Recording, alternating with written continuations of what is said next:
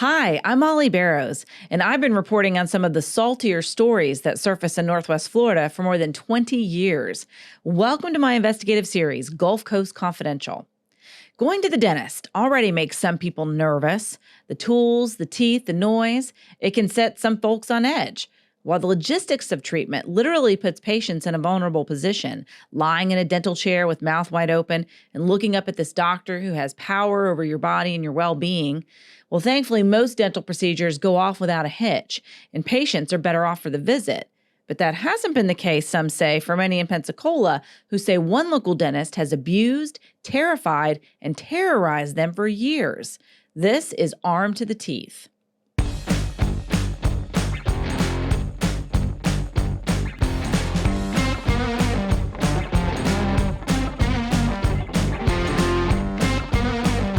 I'm investigative journalist Mollye Barrows.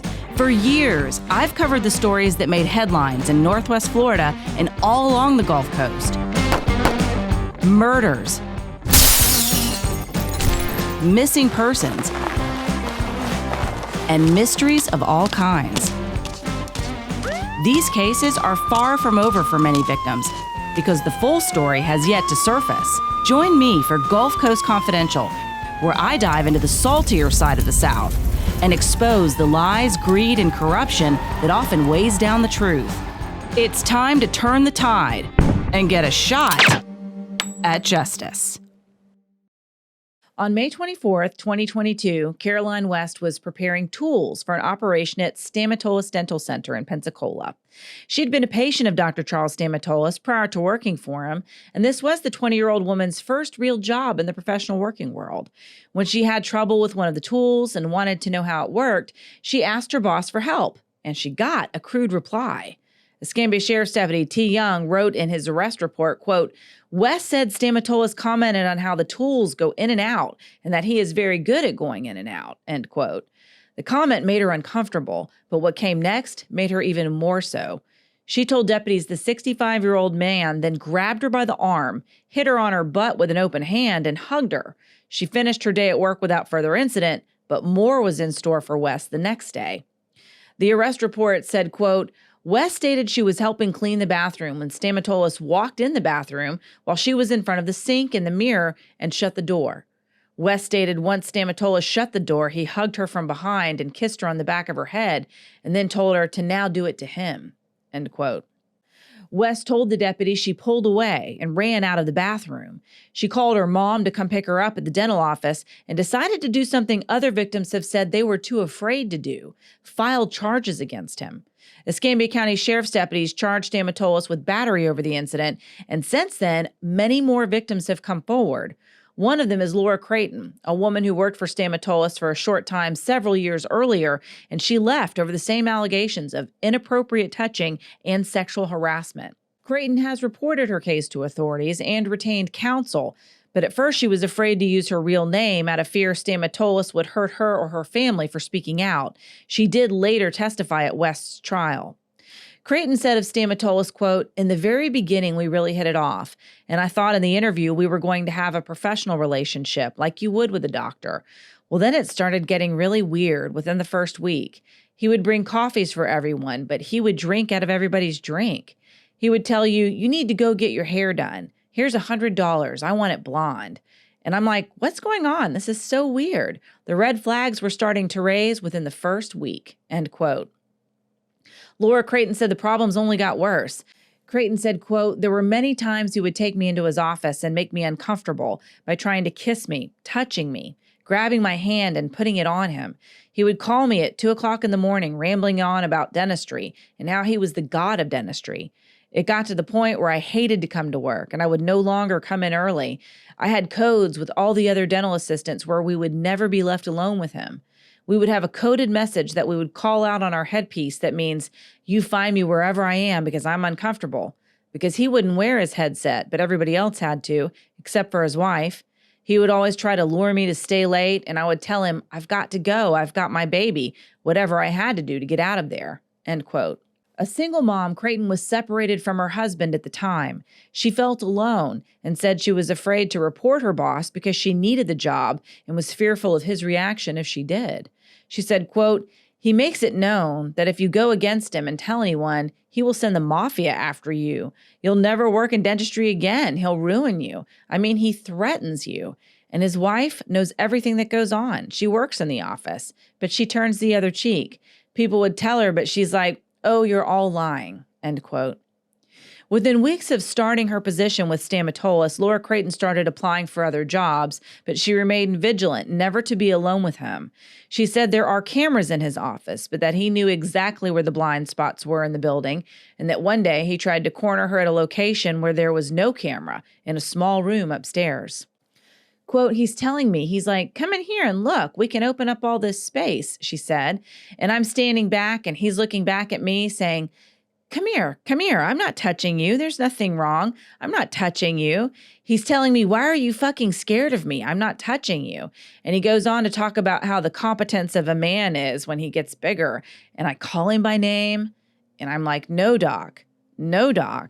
And he's like, quit fucking walking away. And he's cussing me and telling me to come back. And he goes on to talk about how the competence of a man and how I make him grow big. And then he next unzips his scrub pants, and then I ran down the stairs, end quote. Creighton said she found another job and quit not too long after that incident and did her best just to forget about all of her experiences until Caroline West came forward earlier this year and reported him. That's when Creighton decided to turn over evidence she has of that upstairs encounter to the Escambia Sheriff's Office. She told me she has buried it, along with her memories of the incident, but felt she needed to come forward to help protect other women and is only sorry she didn't do it sooner. Creighton said, quote, as a woman, I consider myself strong. I've never felt like a victim. I've never felt like women are treated less than until then. It was really hard for me to admit and say I wasn't strong enough to do it for myself. I felt like I'd been alone. I was the only one this was happening to. Nobody's going to believe me. How would I be able to keep a job? This is the only thing I know how to do. I wasn't strong enough to do it for myself, but you mess with a child? Caroline is 20 years old. You don't know anything about life. This was her first big girl job, and now she thinks this is how it's supposed to be? This is not okay. I just wish I was strong enough to come forward a long time ago, and maybe girls like Caroline wouldn't be in this position. End quote. The allegations from patients and employees of 65-year-old Dr. Charles Stamatolis span decades and range from rape and inappropriate touching to stalking and intimidation, as well as bad medical treatment and financial misdealings. In 1995, the Georgia Board of Dentistry revoked his license to practice dentistry for standard of care violations that occurred while he was already on probation for similar complaints. In 1990, his license had been suspended for a month, followed by 2 years probation. By the mid-1990s, Stamatolis was focusing on his practice in Florida, but he also got in trouble with the Florida Board of Dentistry in 1997 for not reporting that his license was revoked in Georgia and had also been suspended. The board retroactively suspended his license for 2 years in 1999. His license was put on probation by the board in 2005 over a charge of grand theft filed against him in St. Johns County, Florida. Police say he stole an expensive bicycle at a resort, but Stamatolis pleaded no contest. The board wrote in the complaint against Stamatolis, quote, in order to practice dentistry, the individual should possess good moral character. Through his crime, Stamatolis has revealed lack of moral character, a sense of dishonesty, and a disregard for the law, characteristics that are in direct conflict with good moral character and which cast serious doubt on his ability to practice dentistry. In 2013, his license was again suspended for a year for poor care he gave an 82-year-old patient. The Florida Board of Dentistry said he treated teeth that didn't need it, performed an unnecessary root canal, and billed for procedures that were never provided. His work caused the patient to suffer bone loss in her jaw and a lot of pain. In 2019, he faced another complaint from the board and was fined for a 2016 incident where they say he sheared off a patient's tooth that he should have extracted. Over the past 2 decades, Stamatolis and his wife, Faye, have also been sued a number of times by local businesses trying to recover payment for work done at the couple's office and by tenants of their rental properties for failing to return deposits. According to records with the Escambia Clerk of Court, an alleged battery victim also had trouble collecting the forced $74,000 settlement she won against Stamatolis for damages over his inappropriate sexual behavior when she worked for him in 2003. She filed criminal charges at the time, but he was acquitted of battery in 2005.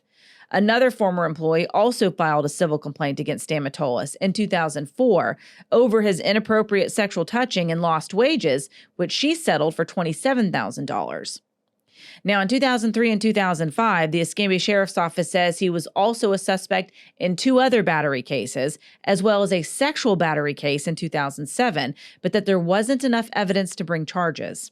In June of 2022, the Florida Department of Health issued an emergency order restricting Stamatolis to seeing male patients only. Since Caroline West came forward, more alleged victims have reported similar allegations, and so far, 17 battery reports have been filed. Only 5 of those resulted in charges because in most of the cases, the 2-year statute of limitations had passed. However, the reports reveal a consistent pattern of complaints, leaving many to wonder just how has he gotten away with these alleged crimes for so long?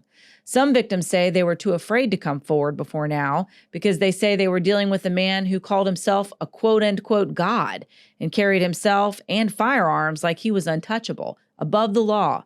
Behavior, they say, only seemed to be getting worse in recent months.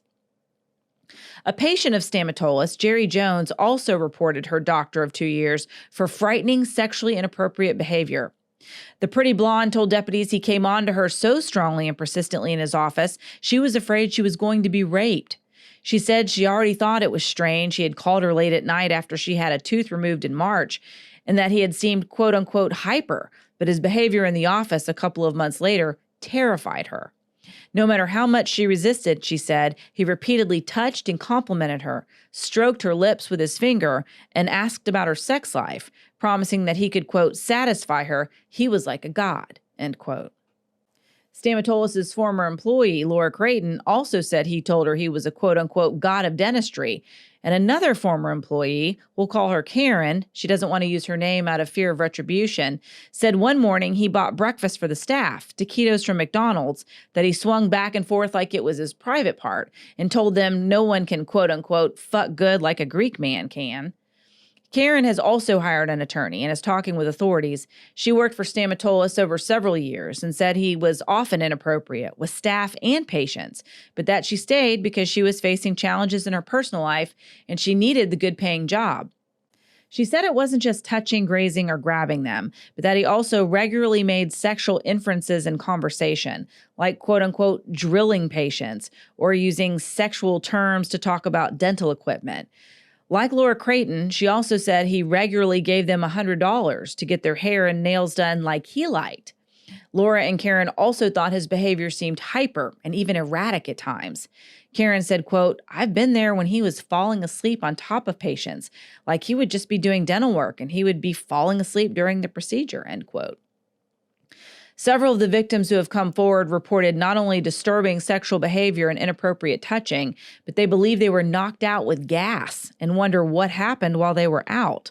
According to police reports, Stamatolis staff said he rubbed, touched, and kissed patients and employees as far back as 2003, and some of the incidents occurred while patients were being treated with nitrous oxide.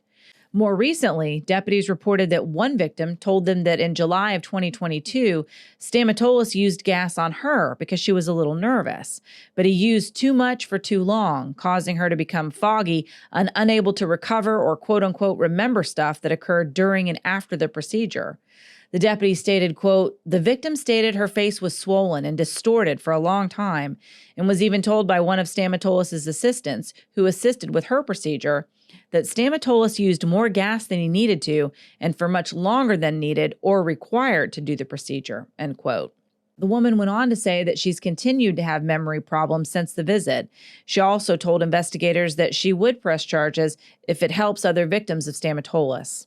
In July of 2022, another patient also reported inappropriate comments and touching from Stamatolis, as well as concerns about his use of gas. This woman said he used it on her in November of 2018 for a crown procedure, and she didn't remember anything in particular other than Stamatolis was in her personal space, and she felt very uncomfortable.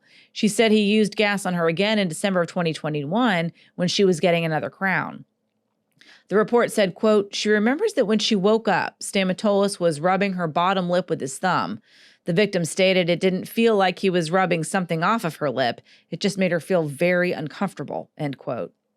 She told the deputy the experience had given her anxiety about going to the dentist.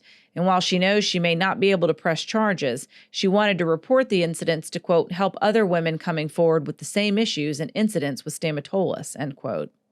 Both Creighton and Karen said Stamatolis had dramatic emotional ups and downs, and that he would sometimes yell at the staff if he was unhappy with them or anyone else.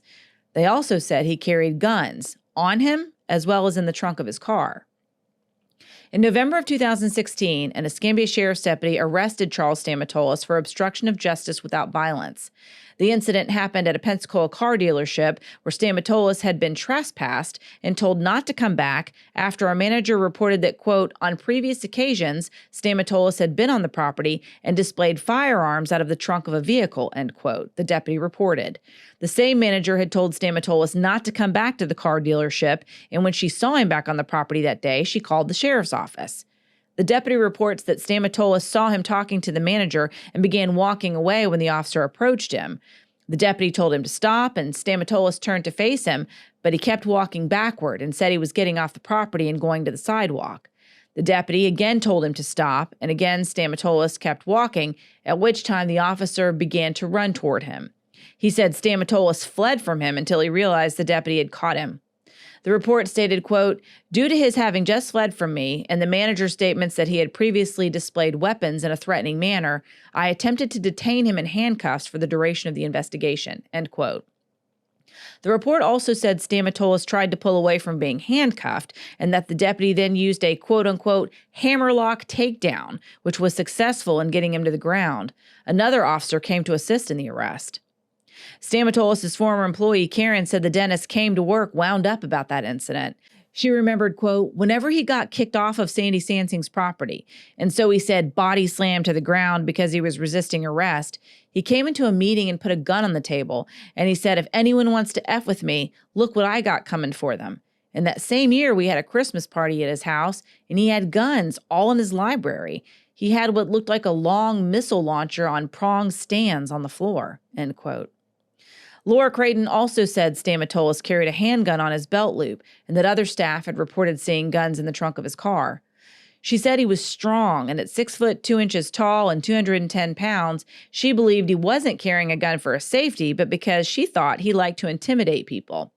Creighton said, quote, it was never for his protection, because remember, he's a god. He's untouchable, and he works out so much, he's so fit, he can take on anyone, so he never really needed it for protection, end quote. The two women who formerly worked for Stamatolis aren't the only ones concerned about what he's capable of. Two people have petitioned the court for protection against him. Caroline West was granted a temporary restraining order in July of 2022 after petitioning for a temporary order for protection against stalking. A nurse who worked next door to Stamatolis' office also petitioned for a temporary order for protection against stalking in May, but she dropped the case in June after his arrest on battery charges. LaDonna Dapramont reported Stamatolis to Escambia Sheriff's deputies for stalking in May of 2022. She told the officer she had had ongoing issues of inappropriate behavior and comments from Charles Stamatolis. She had even had her boyfriend leave her business with her at the same time on the same day, and that's when they saw Stamatolis following them in his black Porsche. The deputy wrote, quote, Dapramont stated she and her boyfriend made several unnecessary turns in an attempt to evade Stamatolis. These turns and driving patterns indicated to Dapramont an ordinary person would not have been driving in an almost complete square and taking the same streets as she and her boyfriend. Dapramont stated it wasn't until they pulled onto the PSC campus that Stamatolis stopped following them. Laura Creighton, Karen, and a neighboring business owner all say Stamatolis had been targeting Dapramont for some time after she had talked to one of his employees about parking in her lot. They say his actions included doing donuts in his car in her parking lot, standing in front of her window and watching people as they went inside, as well as walking inside her business and videoing her while she was with patients. The same neighboring business owner said Stamatolis also once threw away patient files in a dumpster behind his business, which they reported to authorities. He did not want to be named because he said Stamatolis is a quote-unquote strange cat. There are other police reports about Stamatolis. In June of 2022, a deputy was dispatched to a gas station where Stamatolis had parked his black Bentley at the gas pumps. The complainant stated that they could hear the dentist speaking very loudly about quote-unquote skipping bail and heading to Tampa, Florida. Stamatolis told the deputy his car battery was dead and he couldn't get a tow truck. The deputy wrote, quote, Stamatolis then stated that he would like to leave a message on my body camera for Sheriff Chip Simmons to hopefully see. Hey, Chip, I don't dislike you, man. I gave you money last year, but you got to change that one, end quote. The officer reported he uploaded the video to the sheriff's office server. Deputies also received reports from a local dentist, Walter Biggs, about Stamatolis. Biggs told law enforcement that he had known him since they were kids and they had once been friends. However, due to Stamatolis' behavior over the years, they were no longer in touch. Biggs said he had been in touch, though, with the Florida Board of Dentistry about Stamatolis. In light of the recent charges and his quote-unquote erratic behavior over the years, Biggs told the deputy he believes Stamatolis needed his license to practice dentistry revoked. After Biggs contacted the board, Stamatolis went to his office on June 23, 2022, clutching some papers and asking to see his quote-unquote friend Biggs. However, Biggs told deputies he was on vacation and his staff called police because of Stamatolis' erratic behavior at the office. Biggs said another local dentist, Kim Jernigan, had also been in touch with the Florida Board of Dentistry about Stamatolis and that Stamatolis had gone to Jernigan's office too. A few days later, the Jernigans came home to find all the lights on in their house on Pensacola Beach, something they didn't do. The report read, quote, this occurrence was worrisome to him because Stamatolis had mentioned to his office staff that he planned to go to the beach, end quote. Biggs said in May, Stamatolis had also appeared at a marina where he had been working with a friend on a boat lift. Biggs and his friend, who also knew Stamatolis, said the dentist was behaving strangely, and eventually the friend became uncomfortable because he said Stamatolis was quote-unquote invading his personal space. Some of Stamatolis' alleged victims also want to see him lose his license.